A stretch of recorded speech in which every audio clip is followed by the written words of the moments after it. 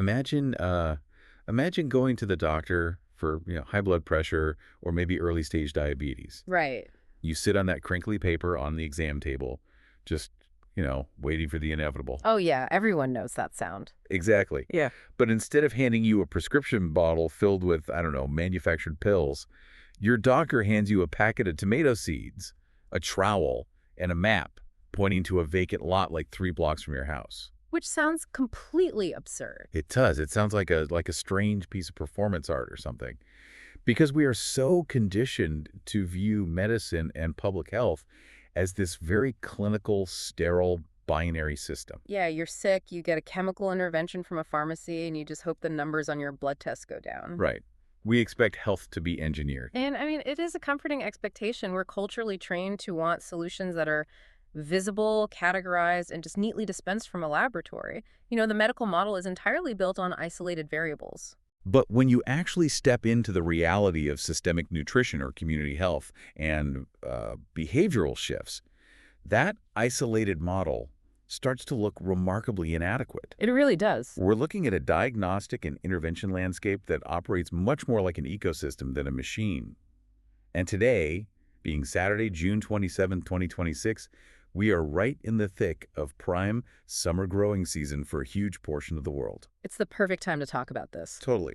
So I want you, the listener, to picture a community garden in your own neighborhood. Maybe it's a series of wooden raised beds on an old corner lot. Yeah, or a patch of fenced-in green behind a local elementary school. Yeah. For a long time, society has treated these spaces as, I don't know, cute neighborhood hobbies. Right, like a place for retirees to grow prize-winning squash. Exactly. Or a scenic backdrop for a local news segment. But what if those wooden beds are actually a highly effective, deeply serious piece of public health infrastructure? And that fundamental shift in perspective is the entire focus of the sources you provided for us to analyze today. And it's a lot of material. It is. I have to say, the stack of materials is exceptionally thorough.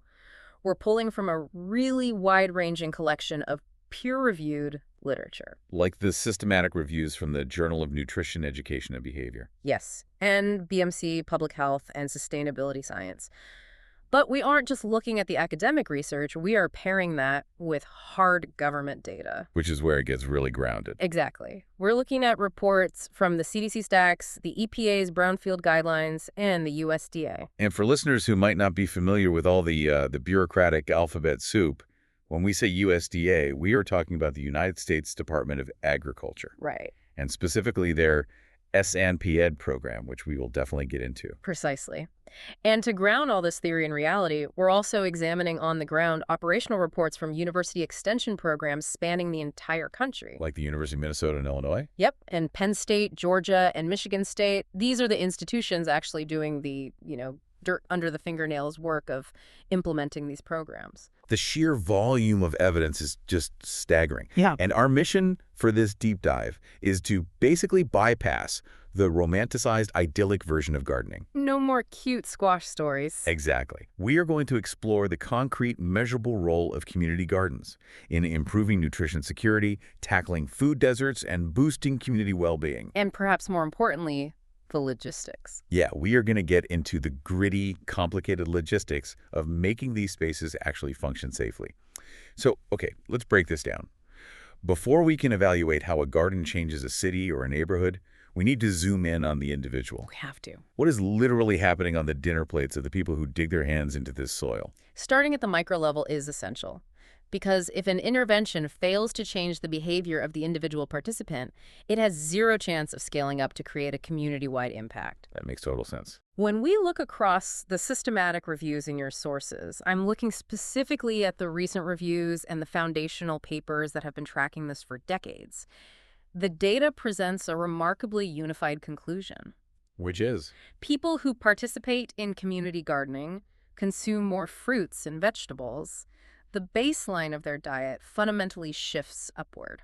I read those summaries, and I have to admit, my initial reaction was, well, a bit skeptical. How so? I thought, sure, they eat a few more cherry tomatoes while they're out pulling weeds. Right, like a snack break. Yeah, exactly. Yeah. But the data out of the California agriculture study, the one looking at a project in San Jose, showed something wild. It really did. They reported that garden participants were able to literally double their vegetable intake.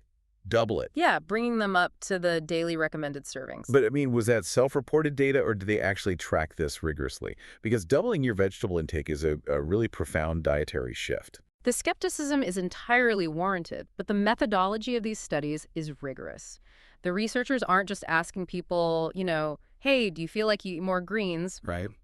They use validated dietary recall surveys and track consumption over a period of time. The San Jose study is a perfect example of how a relatively small spatial intervention, basically giving a family a localized plot to grow food, creates a disproportionate outcome in their kitchen.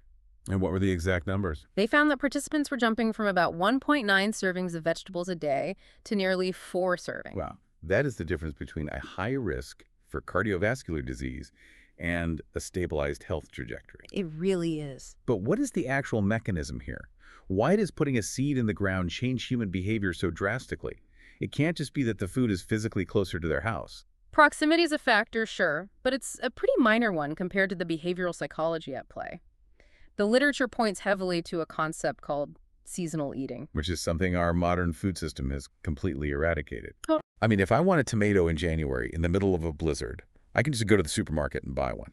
It might taste like wet cardboard and have the texture of a mealy apple, but it's there. We expect absolute uniformity year-round. And that uniformity separates us from the reality of food production. When you rely solely on a grocery store, food is just an abstraction. Right. But when you grow your own food, your diet is forced to align with harvest cycles. If you plant zucchini, you are going to have an overwhelming abundance of zucchini in July. Oh, don't I know it. You cannot ignore it, or it will just rot on the vine. I know this deeply. A few years ago, I decided to plant a single zucchini plant in a pot on my patio. Just one. I thought it'd be a fun little, side project. A classic mistake. Truly. By August, I was eating zucchini bread, zucchini noodles, roasted zucchini, and giving it away to neighbors who started actively avoiding eye contact with me because they knew I was carrying more zucchini. You practically held hostage by the harvest. Exactly. What's fascinating here is that exact phenomenon is what drives the dietary shift. You're adapting your palate, your recipe repertoire, and your daily routine to what the earth is currently providing. So you're eating more vegetables simply because you have to deal with them. Right. This cyclical engagement fundamentally breaks the reliance on processed, boxed convenience foods. The American College of Sports Medicine, the ACSM, has a really interesting perspective on this in the sources. What do they find? They note that the cyclical eating heavily reduces what they classify as seasonal food insecurity. I hadn't actually heard that term before. Seasonal food insecurity. It refers to the fact that lower-income households often face fluctuating budgets throughout the year. Oh, that makes sense. Like winter brings high heating bills. Exactly, which cuts directly into the grocery budget. Summer might mean kids are out of school and not receiving subsidized school lunches, which again strains the household food budget. So it's not a constant level of insecurity. It spikes based on the calendar. Yes. And a summer and autumn garden harvest provides a huge influx of nutrient-dense calories exactly when the household budget might be experiencing one of those seasonal shocks. That makes perfect sense. It also reminds me of a psychological bias that behavioral economists talk about, the IKEA effect. Oh, I like this comparison. Right.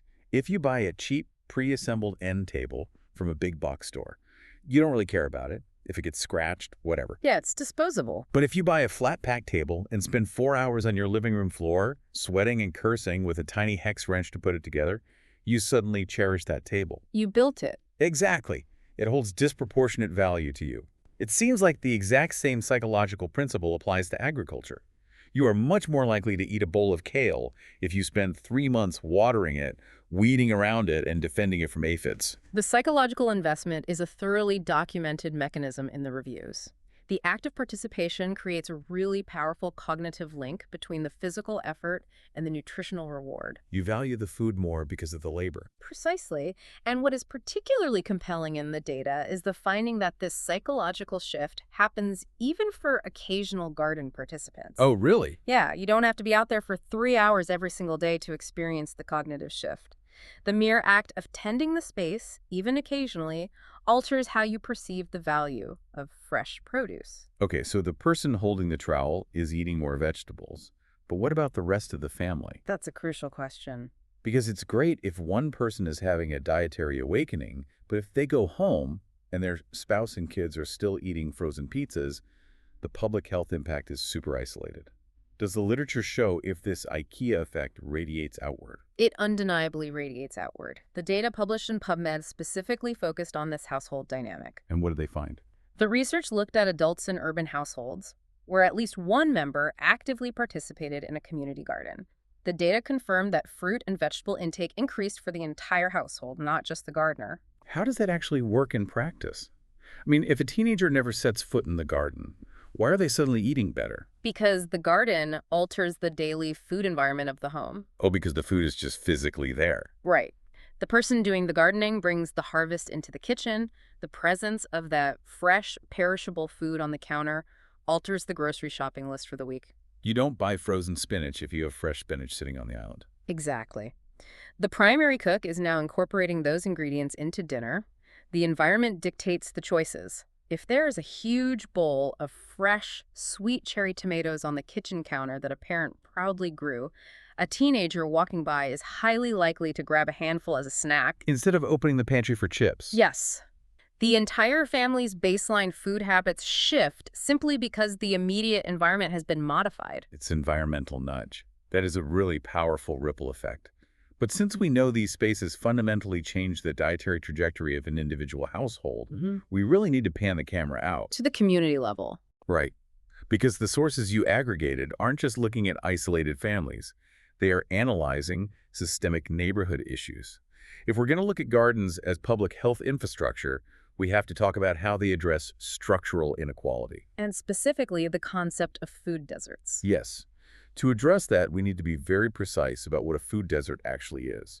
According to the Centers for Disease Control and Prevention, the CDC, and broader encyclopedic definitions, food deserts are geographic areas where residents lack easy, convenient access to grocery stores and affordable fresh produce. And lack of access doesn't just mean it's a minor inconvenience. No, it is a severe logistical barrier.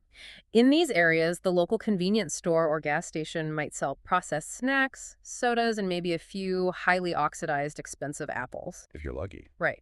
But finding a fresh, affordable bundle of spinach or root vegetables requires a long bus ride, often with multiple transfers, or a car trip that many residents simply do not have the resources to manage. It's an infrastructure failure. The city has failed to incentivize or support retail environments that provide nutrition. Yes, and that brings in the affordability factor, which is arguably even more critical than proximity. I noticed the sustainability science paper and the ArcSynth paper really lean into the economics of this. You can't just talk about miles to a supermarket. You have to talk about cost per calorie. The economics are the quiet engine driving food insecurity. The models specifically look at the affordability of nutrient-adequate diets. Fresh produce is notoriously expensive relative to its caloric density. Which is a huge problem. It is. If a family is on a severely restricted budget, buying a $1 menu hamburger provides significantly more immediate satiety and calories than spending that same dollar on a bell pepper. The rational economic choice for a hungry family is often the processed, calorie-dense option. So even if a beautifully stocked organic grocery store opens up right in the middle of a food desert, if the produce is priced out of reach, it might as well be on the moon. Exactly. It doesn't solve the problem at all. But a community garden directly subverts that cost barrier. It allows a community to bypass the retail markup entirely. Let's look at the real-world operational models from the USDA SNAP-Ed programs. Just as a reminder, SNAP-Ed stands for Supplemental Nutrition Assistance Program Education. Right. It is the educational arm of what we traditionally call food stamps. There are heavily documented success stories of their garden programs in rural Alabama and in Page County, Virginia. And these aren't just, a government official dropping off a box of seeds and waving goodbye. Far from it. These are highly structured interventions. They use the community gardens to create direct, localized, fresh food access, and then they pair that agricultural access with on-site cooking demonstrations. That pairing seems vital. Because if you have grown up in a food desert and your diet has been largely restricted to boxed macaroni or fast food out of necessity, handing you a raw eggplant or a bunch of Swiss chard doesn't actually solve your hunger. It just creates confusion. Right. You need the knowledge transfer of how to process that raw ingredient. And the Virginia's Rainap Ed program explicitly does that. They combine the act of growing food with tastings and step-by-step nutrition lessons using the exact produce harvested that day. They bridge the gap between pulling a plant out of the dirt and actually putting it on a fork. Yes, they teach knife skills, basic roasting techniques, and how to use herbs instead of heavy sodium for flavor. But this raises a major logistical question for me. Mhm. Gardening, as we established earlier with the zucchini story, takes time. It takes physical energy. It's labor. Exactly. We are talking about communities where people might be working 2 or 3 minimum wage jobs just to keep the lights on. A single mother working a double shift does not have 4 hours on a Tuesday afternoon to go weed a raised bed no matter how much she wants fresh spinach. That's a very real limitation. So how do gardens serve the people who have absolutely no time to participate? That is where the literature introduces a really fascinating secondary infrastructure, the donation network. Okay, tell me about that. If we look at the emergency food system in the United States, community gardens are playing an increasingly vital role.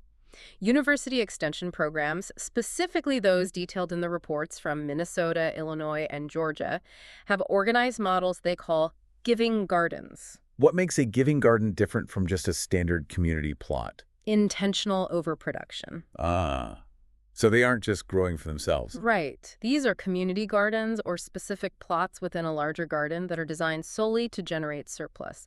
They aren't growing delicate heirloom tomatoes that bruise easily. They're growing the sturdy stuff. They cultivate crops that yield heavily, travel well, and have a longer shelf life, things like butternut squash, potatoes, carrots, and hardy greens like kale and collards. And the volunteers running these plots just funnel that surplus directly into local food pantries. Yes. And this addresses a massive historical flaw in the emergency food system. Because pantries mostly have canned goods. Traditional food banks and neighborhood pantries rely almost entirely on shelf-stable processed items. Canned soups, boxed pasta, peanut butter, things that can sit in a hot warehouse for 6 months without degrading. Which, to be fair, is important. Absolutely. While those items provide absolutely necessary calories to keep people from starving, they are routinely high in sodium, high in preservatives, and practically void of fresh micronutrients. You can survive on them, but you can't thrive on them. The Giving Gardens inject fresh, locally grown vitamins directly into that emergency pipeline. The Illinois Extension reports detail entire regional networks of these gardens coordinating their planting schedules. Like staggering the crops. Exactly, to ensure local pantries have a steady, diverse stream of fresh food throughout the entire growing season. It transforms the food pantry from a place of last resort for boxed calories into a hub for fresh, vibrant produce. That is a brilliant logistical workaround. But I want to pause here, though, because we have been painting a very optimistic, solutions-oriented picture. And it isn't all perfect. No. Here's where it gets really interesting. There's a study in the sources that threw a wrench in my thinking. It is the CDC STACK study analyzing the sociology behind this. Ah, yes. The framing study. It challenges this purely positive narrative and asks a really uncomfortable question. Do community gardens actually appeal to diverse populations, or do they carry hidden biases? It is a crucial piece of critical sociology. They look not at the agricultural output, but at the rhetoric and framing of food access. Right. How do these garden organizations, particularly those started by nonprofits or outside municipal agencies, talk about themselves, their missions, and the communities they're supposedly serving? Because the default assumption is that a garden is inherently welcoming. I mean, it's plants, sunshine, and dirt. Who could possibly feel alienated by a carrot? You'd think everyone would just be happy it's there. But the analysis shows that the actual language and framing used in grant proposals, on welcome signs, and in community outreach matters deeply. It really does. They found that if a garden's promotional language focuses heavily on highly individualized notions of self-empowerment, the idea that you just need to pull yourself up by your bootstraps and grow your own food, it carries heavy unintended baggage. It places the burden of the systemic failure directly onto the victim of that failure. Exactly. The implication in that empowerment framing is that if a family is food insecure, it is because they simply haven't empowered themselves enough to take control of their diet. It inadvertently implies a moral failing, a lack of work ethic, or a lack of knowledge on the part of the food insecure person. Which is incredibly condescending. It completely ignores the fact that the city zoned all the grocery stores away, or that the federal government subsidizes commodity corn instead of broccoli, which drives up the price of fresh food. And when a community garden uses that rhetoric, even unconsciously, it alienates the very people facing unequal access. Why would you want to go to a place that makes you feel bad? Exactly. If the garden feels like a paternalistic project set up by outsiders to fix or educate a neighborhood, rather than a grassroots resource owned, operated, and directed by the residents themselves, participation plummets. People do not want to participate in a space that talks down to them. The sources make it very clear that the rhetoric can either be an invitation or a wall. As we analyze this data, it's vital to recognize that just placing a garden in a marginalized neighborhood doesn't magically solve inequity if the power dynamics remain skewed. We're simply relaying what the sociological data shows.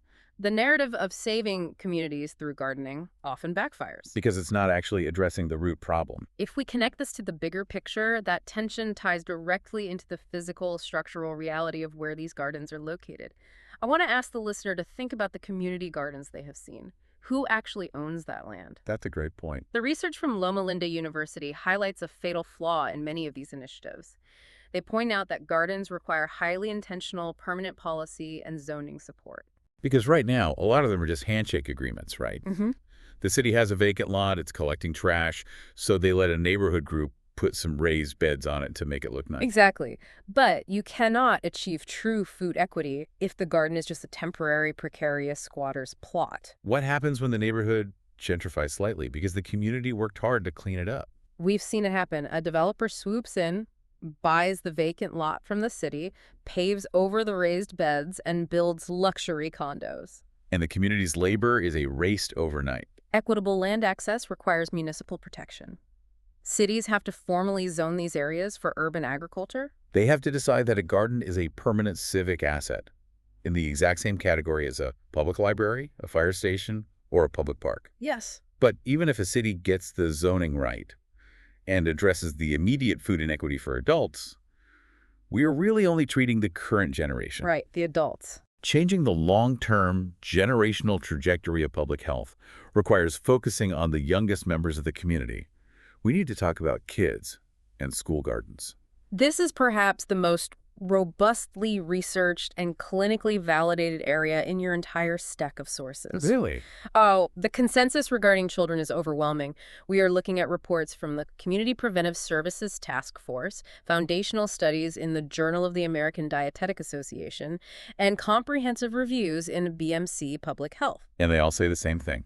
They all point to the exact same irrefutable conclusion. School gardening increases children's vegetable consumption. Which, if you have ever tried to feed a 7-year-old, sounds like literal magic. It really does. Getting kids to willingly eat vegetables is historically one of the great exhausting battles of parenting. It usually involves bribery, hiding spinach in smoothies, or standoff negotiations at the dinner table. Just eat 3 more bites of peas. Yeah. Exactly.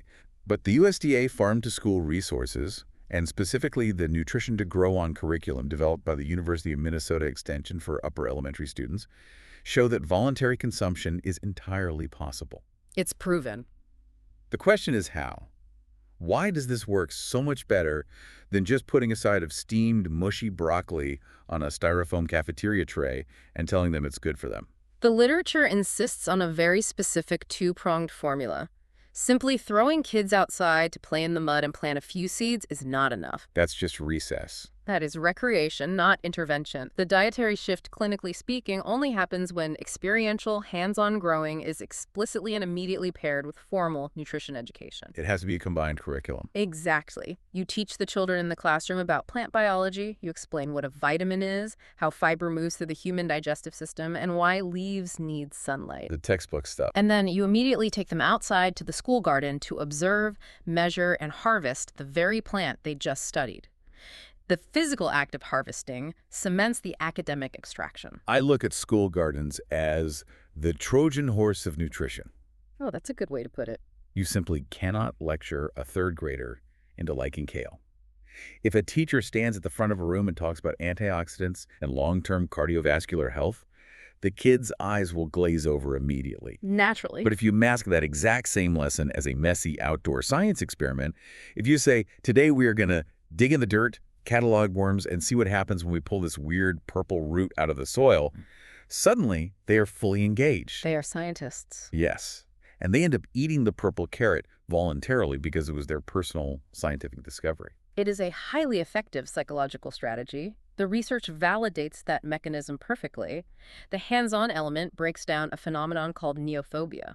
Neophobia being the fear of new things. Specifically, the fear of new foods, which is an incredibly common, likely evolutionary trait in childhood. Oh, sure. Kids are naturally suspicious of bitter, unfamiliar foods. Yeah, but when a child plants a radish seed, waters it for weeks, and pulls it from the ground, the radish is no longer a strange, spicy red object imposed on them by a demanding adult. It's their project. It is their creation. Yeah. The ownership overrides the neophobia.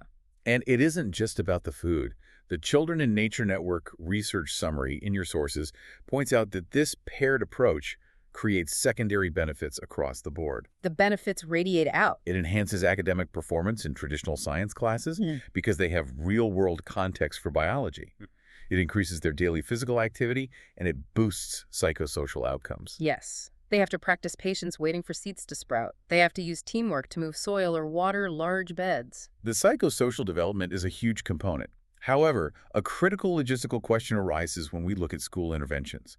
The school environment is highly controlled. It is. But children only spend a fraction of their day there. Right. The bell rings at 3:00 p.m. and they go home to a wide variety of different unregulated food environments. So if a kid learns to love carrots at 1:00 p.m. in science class, does that actually matter if there were only potato chips and soda available at home at 6:00 p.m.? That gap is where the bridging programs become essential. The CalFresh Fun with Seeds program, along with several of the University of Minnesota extension initiatives, are explicitly designed to cross that boundary between the schoolyard and the living room. Oh, so they actively try to reach the parents. Yes, they don't just keep the knowledge at school. They send seeds, child-friendly recipe cards, and interactive educational materials home in the students' backpacks. The kids become the Trojan horse for the parents' diet. Precisely. The goal is for the children to become the nutrition advocates within their own households. I can see that working.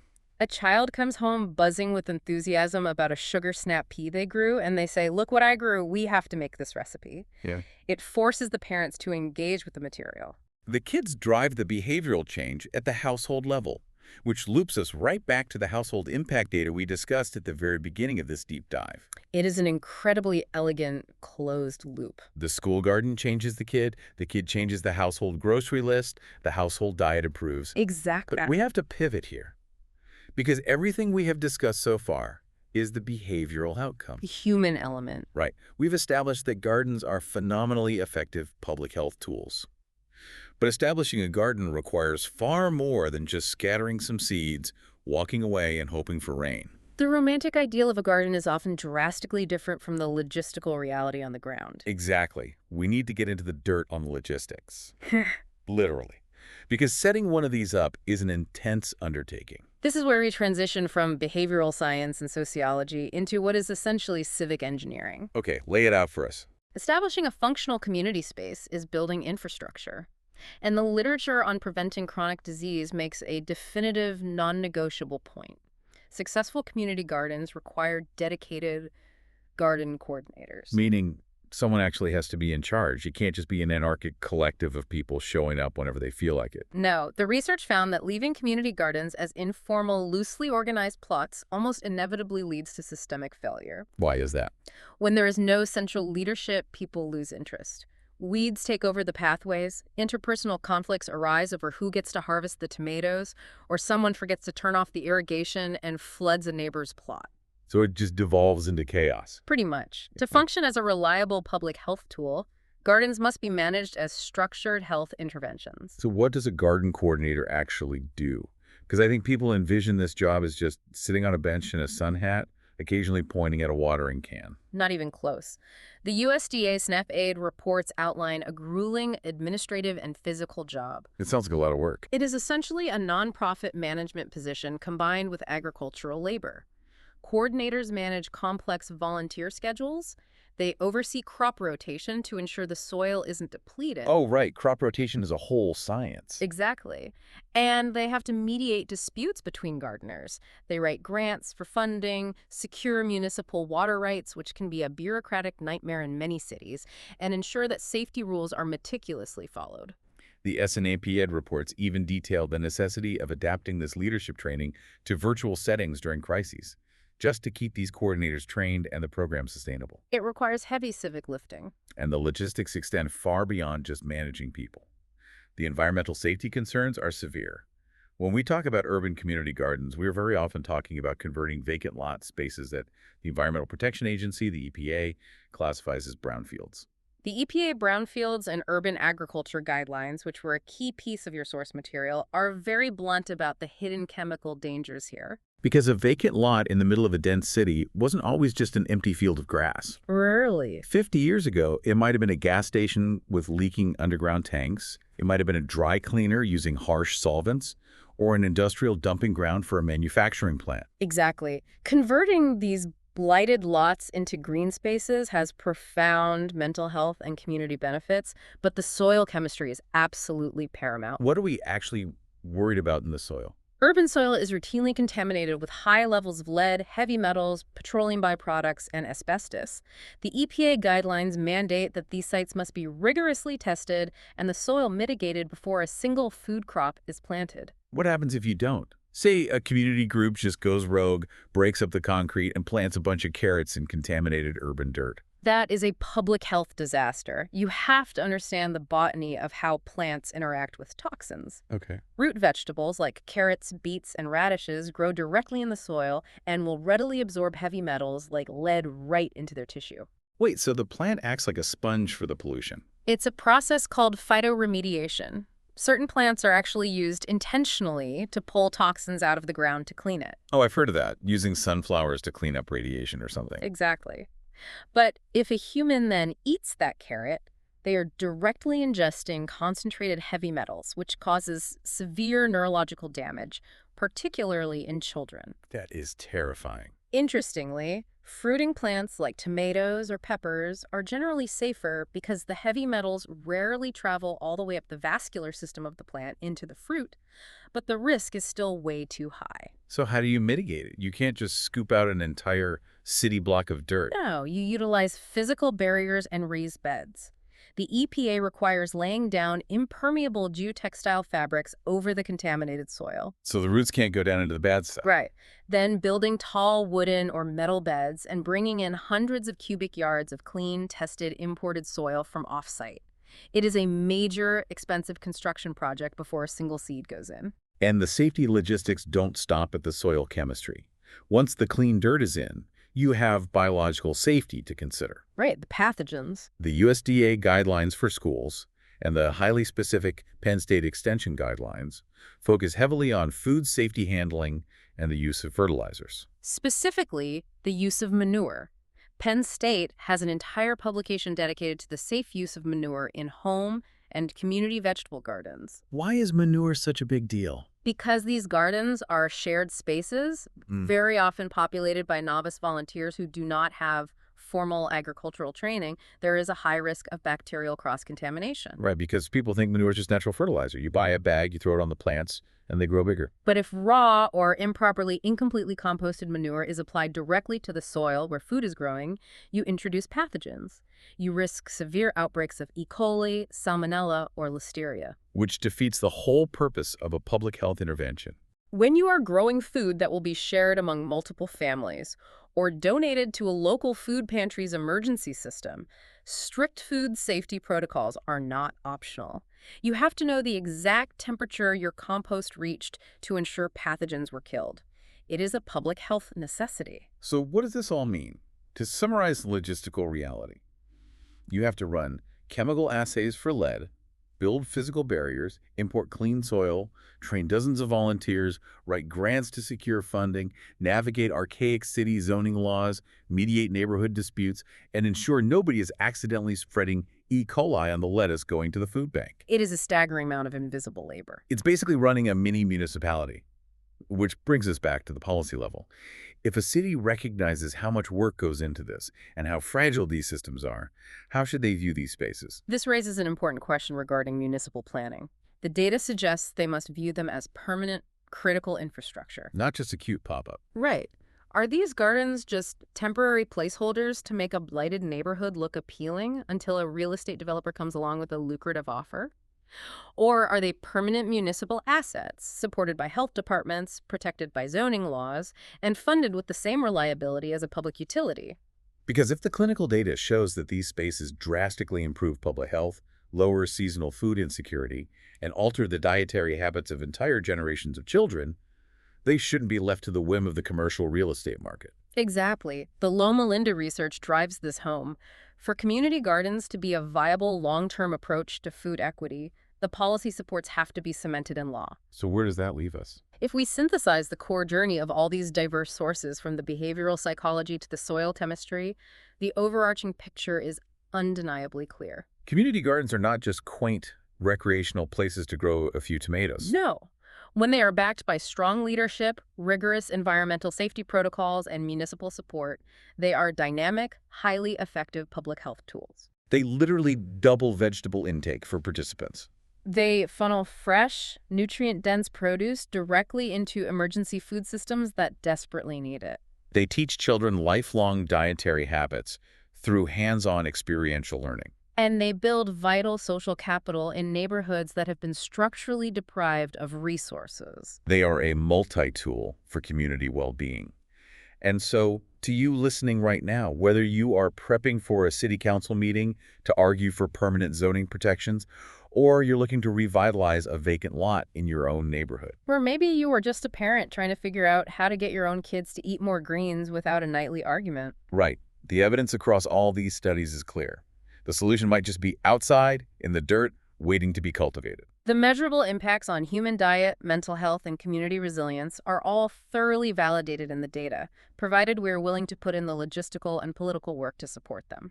Which leaves me with a final, slightly provocative thought for you to mull over as we wrap up this deep dive. We spent this entire time looking at the clinical data. We have.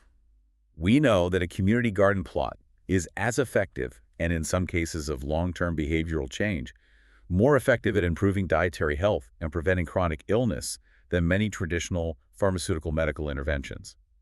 The data supports that. So if the data is truly this strong, should doctors be able to literally prescribe a community garden space to their patients? That would be a paradigm shift. And if they do, should our health insurance systems start covering the cost of the seeds, the clean imported soil, and the salaries of the garden coordinators who make it all happen? It makes economic sense if it prevents chronic disease. If we treat it like medicine, maybe we should fund it like medicine.